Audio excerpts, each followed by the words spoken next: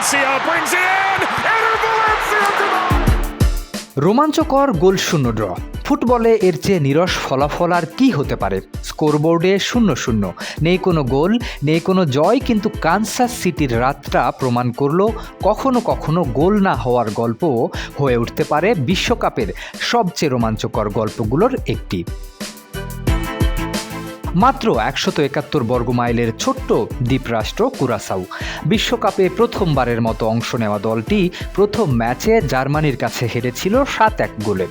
অনেকেই ভেবেছিলেন বিশ্বমঞ্চে তাদের গল্পটা হয়তো খুব দ্রুতই শেষ হয়ে যাচ্ছে, কিন্তু ইকুয়েডরের বিপক্ষে তারা লিখল এক নতুন ইতিহাস।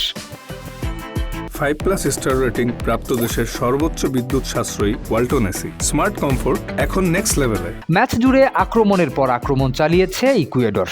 গোলের জন্য মরিয়া ছিল দক্ষিণ আমেরিকার দলটি, কিন্তু প্রতিবারই তাদের সামনে দাঁড়িয়েছিলেন একজন মানুষ, নাম যার অ্যালয় রুম। মজার ব্যাপার হলো, অ্যালয় রুম কোনো ইউরোপিয়ান জায়ান্ট ক্লাবের তারকা নন।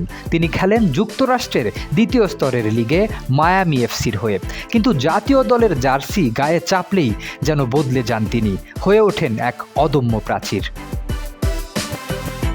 ম্যাচের 80তম মিনিটে অ্যাঙ্গুলোর দূরপাল্লার শটটি যখন জালের দিকেই ছুটছিল, তখন হয়তো গ্যালারির অনেকেই গোল উদযাপনের প্রস্তুতি নিচ্ছিলেন।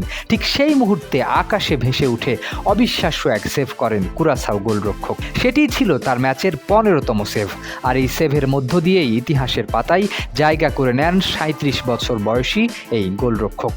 1966 সালে বিশ্বকাপে সেভের পরিসংখ্যান রাখা শুরু হওয়ার পর 90 মিনিটের ম্যাচে সর্বোচ্চ সেভের যৌথ রেকর্ড এখন তার দখলে। স্পর্শ করেছেন 2014 বিশ্বকাপে টিম হাওয়ার্ডের গড়া কিংবদন্তি রেকর্ড।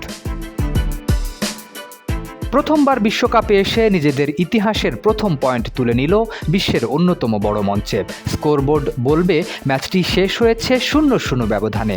কেউ যদি প্রশ্ন করে গোলশূন্য ড্রও কি রোমাঞ্চকর হতে পারে, কানসাস সিটির সেই রাতের দিকে তাকালেই উত্তর মিলবে, কারণ কখনো কখনো গোল না হওয়ার মধ্যেই লুকিয়ে থাকে সবচেয়ে বড় গোলের গল্প।